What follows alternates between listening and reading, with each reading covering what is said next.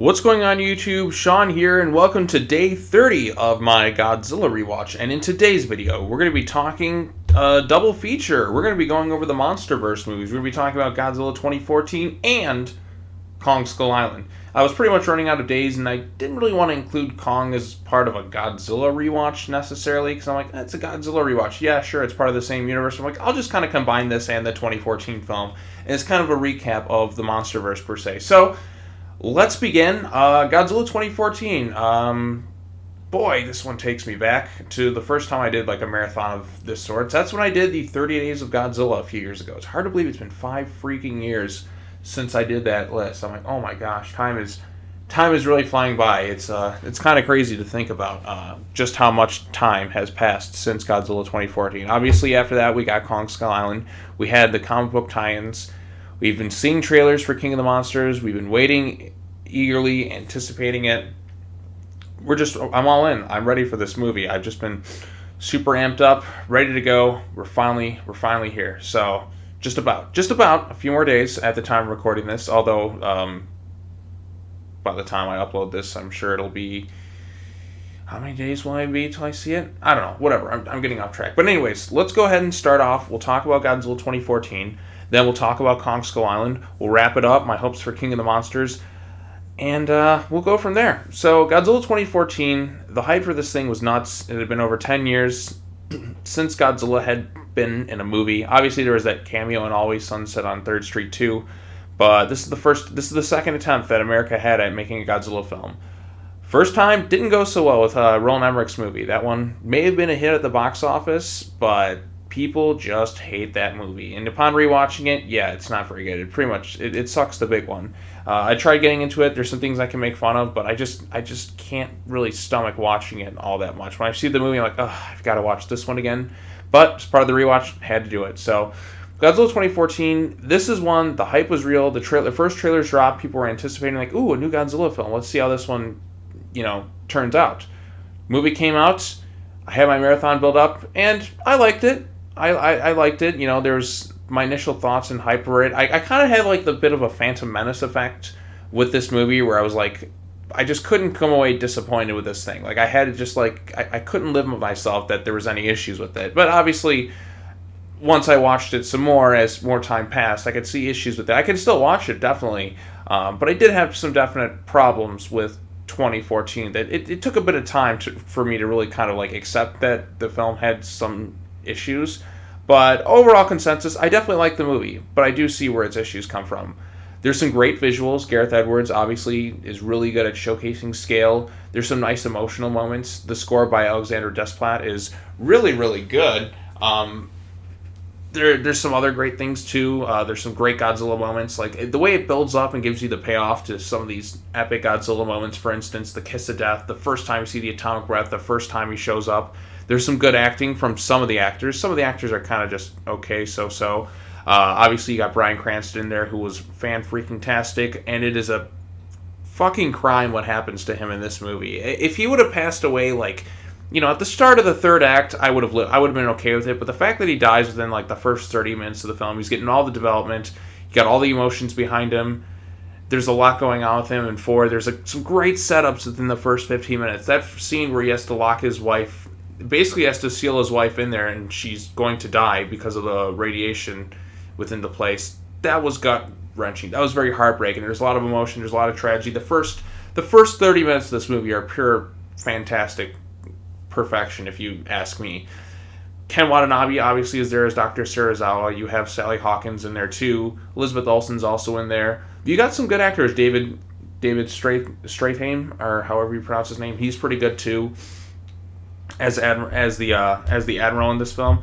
But yeah, it was just cool to see. It was just great to see Godzilla. And you got these villains known as the Mutos, who are pretty imposing, if you ask me, in terms of Godzilla villains. The two of them, it was nice to see some new original creations. They kind of remind me a bit of some of the bugs in Starship Troopers. There's some little elements in there.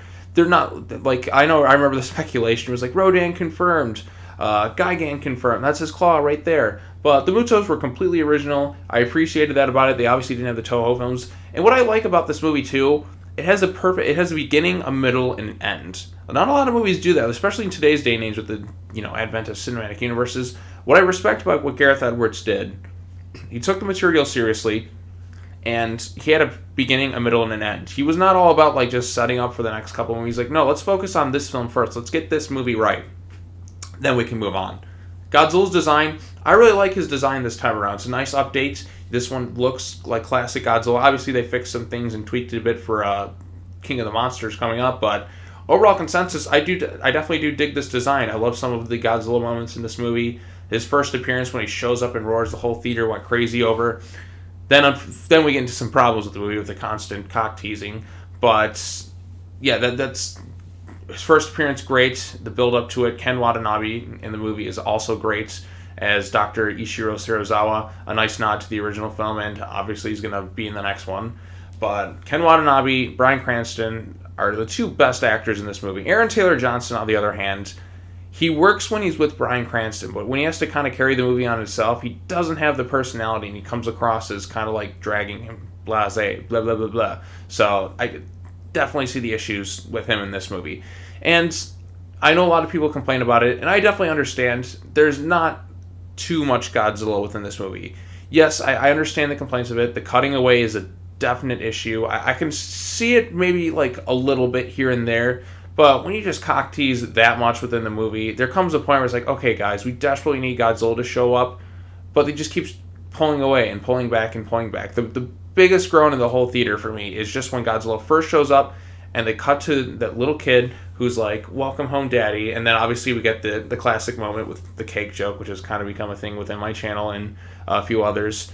Daddy's home, cake every night. When you cut to Sam Brody just kind of sitting there, laying down, and then you just kind of see the monster action on the TV, it just takes the air out of the movie. That's where the movie, I feel like, lost it for a lot of people. I feel like if you gave us a bit of Godzilla action within there, just a little bit, not too much, just a little bit of a mini battle there, then you built up to the next part, I think would have been great. But he teased it. He's like, I'm glad we held off to the very, very end, even though we still kept cutting back to the humans here and there. It did lead for some build up to some epic Godzilla moments. I mean, maybe that's why some of those moments felt more grand, because, you know, they slowly revealed over time. Like the first time Godzilla breathes atomic breath, the whole theater I was in clapped for that moment. And then you had the biggest applause-worthy moment of all, when Godzilla gives the kiss of death. The whole theater just went crazy in applause for that moment. Like Godzilla just shooting his atomic breath down the Muto's mouth. Everyone went, yeah. I remember when I was sitting in the theater, there's parts where I was kind of dragging. I'm just like, man, I'm just kind of being taken out of this movie here and there. I mean, I'm still like, Godzilla's here, it's awesome. But then once Godzilla does that, it doesn't matter who you are, you go nuts, you cheer, you go crazy. You're like, oh my god! Ah! Boom! Just blasting with his atomic breath. And it was fucking amazing. Great stuff there. Great stuff there. I just absolutely love that moment. Then Godzilla goes triumphantly back to the sea, and thus the movie ends with some classic music from the composer Alexander Desplat, who doesn't have any classic Toho themes, but in terms of Godzilla scores, it's a solid score. There's a lot of great stuff. The main theme is like good stuff. It was a nice way to reintroduce Godzilla, but it definitely has some problems. Obviously, one of the biggest issues I had, and I mean, you can pretty much sum up the problems in this. Killing off Bryan Cranston way too early within the film. If you're going to kill him off, at least save it to the third act, or better yet, let them both live. Have it be a journey about this estranged father and his son reconnecting. And then you get that happy moment where you could have gotten some scenes with him and Ken Watanabe, the two best characters within the movie. You could have had scenes like that. You could have done so much more with this character, but you killed him off. You gave him all the development within the first 15-20 minutes. Then you kill him off. I understand it's like, well, you couldn't have been doing this. You could have had him working with Monarch alongside Serizawa. Maybe they're discovering things, discovering the whole bioacoustics frequencies, because he's been studying it, and he's just like, hey, maybe this is like this. And perhaps Bryan Cranston could have lived to the very end and joined Monarch. Something like that would have been cool. But unfortunately, he's just killed off, just piss poorly. Like, at first, we don't even get the moment where we get to see him die. At first, they cut away. He's just like, go home to your family. He's like, Dad. And then we cut away. We talk to some people here. Then we cut back, and Bryan Cranston is gone. He was what was being sold within the trailers. His performance was fantastic, but you killed him off so early in the movie. It was such a shame. It just irritates me to this day. Whenever I watch this film, I'm like, oh God, you're so good, Cranston. Why are you axed off so early, and why are we stuck with Aaron Taylor Johnson? Why are we stuck with Ford? Like I said, he works when he's it's like the straight man to somebody's comedy or something like that. Like you have the kind of the crazy dude with Cranston, you have kind of the straight man with Aaron Taylor Johnson. If he's there with his dad, he can work off him. He can kind of ground him a little bit. But when you take away one of those elements that early within the film, it becomes really tough. If he would have been there towards the very end, or maybe we get this great family reunion with the Fords. They don't always have to die, but if we would have gotten that, I think it would have been stronger.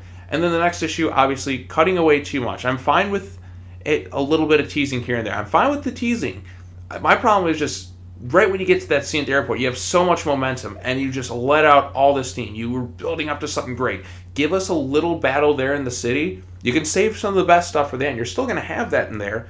But then, the audience is satisfied for a little bit, like, oh, man, that was nice. Ooh, let's get to the next part. A little bit of teasing here and there, like, oh, man, I know it's coming. But when you cut somebody off that early, it's just like, pulling the rug out from underneath them. Like, ow, I fell to the ground. That hurts. It's like, but don't worry, I'm going to help you back up, but you're going to have to endure this pain for a little bit. If we would have gotten that, I think it would have been better. But unfortunately, we didn't. However, the payoff in that is still really good. It just comes to a point in the movie where you're just kind of like checked out just a little bit. But I've kind of gotten used to it and I've just kind of accepted it at this time. But I know King of the Monsters isn't going to really do that, but it definitely does that in this one. Other things, there's some great sequences within this movie. The Halo jump sequence, for instance, is fantastic. You have the creepy 2001: A Space Odyssey music playing within it. It's just really haunting with these soldiers descending into hell. I love it. I think it's fantastic. Obviously, like some of the human characters, Ken Watanabe, Bryan Cranston are really good. Yeah, the family, I mean, I can make jokes and memes about it all day. He's not like just like an eyesore in the movie. Just like kind of like a... Ford Brody isn't like the most annoying character ever. He's just kind of dry. This is kind of an issue with Gareth Edwards' leads in his movies. I haven't seen Monsters, but I've seen kind of clips of it. I haven't seen the whole movie. But when you watch Rogue One, A Star Wars Story, another one of Gareth Edwards' movies, his leads are just kind of flat. Like Jyn Erso and Cassian Andor are kind of bland. But the supporting cast is really good. It's kind of the same thing as this movie. And then obviously, you just kind of drag along. And then you get that great third act. That's kind of what Gareth Edwards got. He's got like the really solid third act and the really awesome moments. He's got the Godzilla Kiss of Death, and he's got the Darth Vader hallway scene in Rogue One. So if you're watching one of his movies, chances are you're going to have one of the most awesome moments you'll ever see. The Kiss of Death, I'm like, holy shit. When Godzilla did that, I'm like, yeah, fuck yeah. And then you kind of forget about a lot of the stuff. But then you try and go back and think about like, yeah, that definitely did kind of drag here and there. So, and yeah, like I said, word of mouth in this movie has been kind of mixed. It goes for a different tone, like in today's day and age, and I definitely respect that a bit because it went more for the Alien and Jaws vibe, which they to where the audience has to wait for it. Which, a lot of audiences in today's day and age, they're a lot more impatient nowadays, and that's kind of me too, in a sense. Like Jaws, I can wait for it because I have the reason it works. The reason the lack of like monsters work in movies like Jaws and Jurassic Park is, well, obviously Spielberg's directing. He goes for the same angle as a lot of what like, Gareth is doing in this movie. But the reason that works better in those movies than this one is because of the characters. Jurassic Park, we had Alan Grant, we had Ellie Sattler, we had Lex and Tim, we had Ian Malcolm, we had John Hammond.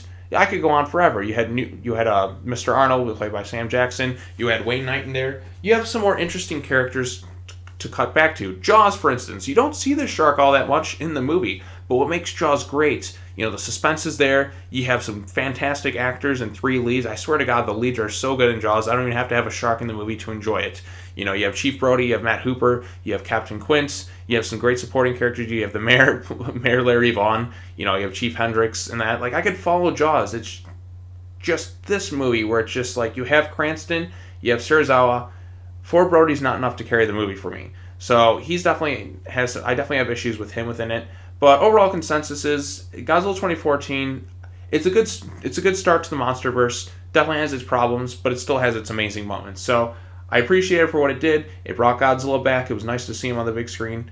And yeah, I had a good time with it. So moving on to the next film in this rewatch, we're going to be talking about the second film in the Monsterverse, Kong Skull Island.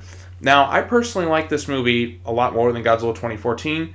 Yeah, Godzilla 2014 has the more awesome scenes, I'd say, when you have, for instance, like the ending to 2014 has the more epic payoff, I'd say, with the Kiss of Death and that. But Kong Skull Island is just more awesome throughout. You have a much better cast, much more interesting characters that are fleshed out throughout it. Yeah, it still has its issues here and there. For instance, killing off certain characters at certain points in the movie was kind of a mistake. I think killing off John Goodman that early was within the Skullcrawler bit was no, it wasn't. It wasn't really doing it for me. But the thing with Kong Skull Island is I have better characters to carry the rest of the movie. Like Sam Jackson's character, Colonel Packard, I think is the best character within the movie. He has an interesting conflict. You can see his point of view as to why he goes after Kong. Like, this is a man, for instance, who was told, like, okay, he basically, they lost the Vietnam War. He was taken away before he could finish. He's lost men. He's gone through so much stuff. He had a mission. He was taken away before he could finish it. And you can see it really takes a toll on him. He's like, all this fighting, all this for nothing. We didn't win the war. It's over. Like, I come here to win. And he's finally given this chance at one last hurrah with his guys before they go back to do their own thing. And he's happy for them. He's just like, okay, it's just a simple mission. We just fly around the island, blah, blah, blah, showcase these scientists doing their thing. Because John Goodman's character, Randa, doesn't tell him everything that's going on with him thinking that this is an island full of monsters and the Hollow Earth theory, an emergence point, if you will. And so they do their own thing. Kong comes in, sees some people dropping bombs, which wakes up the Skullcrawler. So you understand Kong's point of view, and you understand Sam Jackson's point of view. And then you get this great sequence with the helicopters, Kong throwing shit, throwing trees, taking them all down. Kong looks great in this movie. I think the CGI, I think we've pretty much just perfected CGI when it comes to ape-type creatures ever since the Planet of the Apes trilogy has come out. Like, you've seen from Rise how it improved in Dawn, and it's just perfectly photorealistic in War for the Planet of the Apes. Now, at this point, we've perfected ape CGI. It really can't get any better. I'm like, that's there. That thing is there. That is a real living creature when I see Kong in this thing. And that sequence with the helicopters was great. Favorite part of the movie for me personally. And then you have some other good scenes too, like just the scenes with John Goodman acting opposite Sam Jackson. We have some other colorful characters. We have John C. Reilly playing Hank Marlowe, who's a great comedic relief within the movie. Like, John C. Reilly, he's really good. He has the right blend of serious and goofy within the movie. You have Tom Hiddleston playing kind of like the Jack Driscoll type character. You have Brie Larson in there, who's, just kind of there. Doesn't really do terrible, doesn't really do great. But Tom Hiddleston's Tom Hiddleston. He's a likable dude. In his movies, you have some other supporting characters in there too. But like I said, Kong has the more interesting cast. It's visually shot beautifully, like the color palettes and everything, like that shot with Kong up against the sunset. I'm like, wow, this is great. And what I like about it too is it's a King Kong movie, and it doesn't do the Beauty and Beast thing. I'm so glad that they cut that shit out. I'm so sick of that in King Kong movies. Yeah, he kind of has a little bit of a connection here and there to Brie Larson's character, Mason Weaver. Yeah, he has a bit of a connection with her, but it's not like an ape falling in love with a human. It's just kind of like a respect that he has for her throughout the movie. Like, there's a connection there. It's like a friendly connection. Like, Kong is there, like he shows compassion, and I like that. I like that aspect with Kong in the movie. Like I said, and then they also do some little teases to set up future Monsterverse films. Like, we got stuff. It builds on the universe a bit more. We see Monarch is doing their thing. The post-credit scene, I remember I was super excited for it. Although, it was spoiled for me. And at the time of this recording, I will let you all know something a little secretive. I was actually spoiled the Godzilla King of the Monsters post-credit sequence. Same thing happened with Kong Skull Island, where I saw it in my timeline, and I was like, oh, what's this? And I'm like, oh, this is the post-credit scene. Why am I still watching this? Fuck it, I'm not going to stop. Same thing with King of the Monsters. It's like, oh, here's the post-credit scene for this movie. Why am I watching this? Okay, I'm not going to stop. I won't spoil it here, obviously. I'm just letting you know. But I have seen both post-credit scenes before the movie begins. Oh, my impatience. It's just the 5-year wait for King of the Monsters has just been too much for me, so I had to see it. I just couldn't help myself. And, oh, man, I want to talk about that, but we'll have to wait another day. But anyways, so Kong Skull Island, immediately within the first half hour, Kong's there wrecking shit. It does a good job subverting expectations. I know people think like Last Jedi, but Kong Skull Island, it tries to do things differently. It has like a dark sense of humor at times. Visually, it's stunning to look at. It's paced pretty well. It doesn't really drag at points. It gets going. It's like it moves at a brisk pace. It's under 2 hours. It just moves. Yeah, there's some dumb, hokey moments to make fun of within the movie, but man, I just have a good time with this one. The action sequences with Kong at the very end of the movie, loved it. I love the scene where he takes the you see him like kind of take a tree to fight something. You see an intelligence to Kong that you don't necessarily see with like other Titans in that. He's a much smarter, much more intelligent creature. He's using his environment against him. Like he uses like the rotating blades of the ship as like a form of brass knuckles to fight the Skullcrawler at the end of the movie. That's great. And it's shot in the daytime. The CGI looks great. Speaking of interesting, I like the Skullcrawlers. I think they're like those little creatures from the original 1933 King Kong, like the two-legged things. It's kind of like a nod to that, but kind of like with Cubone's head. I like that. I thought that was pretty cool. We get some great action sequences in the movie. Like I said, the helicopter scene is the highlight of the movie for me. I don't think anything really can top that first helicopter scene, whereas 2014, it saved the best for the end. Kong Skull Island kind of like almost blew its load a little bit early on with that helicopter scene, but we still got the monster battle at the end of the movie, because that's what we pay to see. We want to see monsters fight. Like, yeah, that's awesome. Kong like sticks his hand in like its mouth and just rips out its intestines. That's pretty great, and like I said, it's visually shot stunning. I'm so surprised that this movie is PG-13.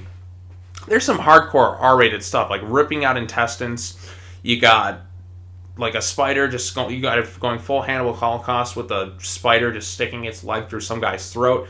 You got a skull crawler barfing up something's skull with blood and acid squirting out all over him. Like, Jesus, this is like an R-rated movie. They do have one F-bomb in there, which I appreciate. It's like, it may sound like a bird, but it's a fucking ant, by John C. Reilly. I thought that was pretty charming, pretty funny. But yeah, I'm very, very surprised that this movie is PG-13 for as much like violence that's in this. There's dudes getting his arm ripped off. I'm like, I love it. And then we get the final conflict between Sam Jackson and Kong. You see how it's kind of taking its toll on him. He kind of sees this as his one last hurrah, his one last chance. He finally has a chance to like become at peace with himself. And I like that aspect with this character. It's like you saw things from Kong's point of view, you saw things from Colonel Packard's point of view, and by taking down Kong, it kind of gives him a sense of like he can finally rest at peace knowing that he won the war. It's his last final task, but it doesn't have to happen. Kong was just defending his territory. Sam Jackson didn't know any better. They were just kind of just dropping bombs. They went into a situation unprepared, didn't expect these things. Men that he knew, men that he loved, men that he cared for, like his soldiers, died trying to fight this thing. And he wants to take it down. Like it just broke him. He's just like, we got to take Kong down. He's the cavalry. He wants to stop this thing once and for all. And you totally understand his point of view. He kind of becomes the villain of the movie, obviously, but you understand why he goes mad. He just goes mad. Like it's like Captain Ahab in Moby Dick. He just becomes obsessed with this thing. It breaks him. Like he's a broken man, like going into this thing. And he finally sees this as his one final task. Like, okay, I can finally win this war. And like you see the fear, like in his eyes, like time to show Kong that man is king, because like he's like, we have people at home, they shouldn't know these things exist, and obviously they cover it up, and monsters aren't proven to exist until 2014 comes into the fray or whatever. But yeah, I definitely like that aspect of it. And then the Skullcrawler comes in. There's some funny jokes in there too. The hold on to your butts moment was a nice nod to Jurassic Park. There's a lot of nods to other movies, like for instance when Kong is fighting the octopus. I saw a nice nod to Kong versus Godzilla 63 or 62 or whatever. Nice nod right there. We have also a nice nod to Old Boy when he's eating the octopus. I'm like, oh, that's straight out of Old Boy. And obviously if you watch this with the Jordan Roberts commentary, talks about it, which is pretty cool. Other little anime nods in that here and there. The fighting style with Kong is pure anime with action sequences. I like that aspect to it. What else can I say about this film? I don't have too many issues with this film. Like I said, I feel like with the third act, when it kind of happens, it's cool to see a monster battle, but it doesn't quite have that last gut punch. Like, it doesn't quite have that last thrilling moment like 2014 did. Like, when you see 2014, you want to cheer and get excited and just yell at that kiss of death moment. Kong doesn't have that final... It doesn't quite hit its stride quite as much as the third act of 2014 when Godzilla takes down the Muto per se, but it's still pretty good. One other funny moment too. I like the moment where like they play with like the cliches bit. You expect it to kind of go one way and they go another altogether. They're trying to do things that you've never seen in a monster movie. For instance, one of my favorite moments of all is like a nice sense of dark humor is when one of the characters named Cole is trying to do this heroic sacrifice. He has like his bombs right here. He's ready to get eaten by this thing, and he's ready for the Skullcrawler to just kind of eat him and, sacrifice himself to kill the thing once and for all. However, that does not happen. The Skullcrawler just fucking tail whips the shit out of him. He's flung all the way across the valley, hits like the side of a mountain and blows up. I'm like, oh, that's so like you kind of they play with your emotions like it's gonna go one way. Fucking Skullcrawler just whips him all the way across and he blows up. I laughed so hard at that scene. I'm like, this is fucking great. Other moment too is where Sam Jackson. Other biggest laugh for me in the movie is where Sam Jackson just goes, "Bitch, please," to Mason Weaver, which is like, the world is bigger than this. Sam Jackson just like, "Bitch, please." Oh my god, it's so fucking funny. So yeah, Kong has a sense of humor. It's got the visuals down. It doesn't hold back with the monster stuff. There's no more teasing stuff that they did in 2014. They're just like, you know what, screw it. I'm sick and tired. Like, you got the vibe the director is like kind of sick of certain things in monster movies. You're just like, I was kind of sick of the teasing. It's like, no, let's show them early on. We've seen this before. We've done the Jaws approach. Let's give you the monster action that you want. You want monster action? Boom. Dinosaurs, we've seen it, we've done it before. Let's show you these other interesting little creatures. Obviously, there's some nice nods there with the Triceratops stuff, but like people firing like a 50 cal on a Triceratops thing. You got Samurai Tom Hiddleston going out and doing his thing. Does it really need to be in the movie? No, but it looks cool, so it's in there. I like that. I like the honesty to it. I like the action. I just really enjoy Kong Skull Island. It's one of my favorite King Kong movies. It's second. I really like the Peter Jackson one. I feel like I'm more emotionally invested in that one. But this one doesn't really drag at all. It just gets to the point. You get the Kong action that you're looking for. And it sets up for future events in the Monsterverse. Obviously, this is a very young Kong that we learn in the film. He's young, but he's like an adolescent. He's young, but he's still growing. And he's going to have to if he's going to take down Godzilla next year. So, yeah, I think I pretty much said all I need to say about Kong Skull Island and Godzilla 2014. I can't really think of anything else I can add at this point. But, yeah, so those are my thoughts on Kong Skull Island and Godzilla 2014 upon rewatching both of them. I still like Kong Skull Island more than Godzilla 2014. I know that's me being a Godzilla fan that I am, but I think Kong Skull Island is just a stronger movie. It's got a better cast of characters to follow around. Its pacing is better. It doesn't tease you as much. True, it kills off some of the most interesting characters like Bill Randa early on when he didn't really need to. I think it could have been saved for the end. Or he could have lived and continued his research at Monarch. We could have gotten more John Goodman. Because John Goodman's a really good actor. I think my other favorite scene in the movie, too, is where Goodman talks to Packard. Where Randa talks to Packard in the movie. He's just sitting there like that first time. Like, you see the scene where two actors, like Sam Jackson is really great in the movie, and you have John Goodman just kind of just acting opposite each other, and you see how intense, you see the certain intensity within Goodman's performance, and he just, plays really well opposite Sam Jackson's role. So, yeah, one of my favorite Sam Jackson roles is this movie. I think he's fantastic. John C. Reilly is really good in this movie, too. And you really hope for the best with Riley's character. He's a World War II pilot, kind of goes a little loony crazy. He's been crashed on the island for all these years. Goes back, has this happy ending. It's very satisfying. And it's just nice little touching moments within the movie. So, yeah. That's all I got to say about that one. What are your thoughts on Godzilla 2014 and Kong Skull Island down below in the comment section? Do you like Kong more? Do you like the Godzilla movie more? Are you super amped up for Godzilla? Of course you're excited for Godzilla vs. Kong. You wouldn't be watching this video if you weren't. So, what are your thoughts on the movies down below? Let me know so we can chat about them some more. Be sure to hit that bell for notifications. Subscribe to the channel if you haven't already. And, yeah, come back tomorrow as we're going to talk about Shin Godzilla, where I talk about that movie. And then after that, it's the anime trilogy. And by the time these videos are all out and uploaded, King of the Monsters. It'll be that day, because by Thursday they should all be up. So, yeah. All right. Take care now. Bye-bye then. I'll see you next time.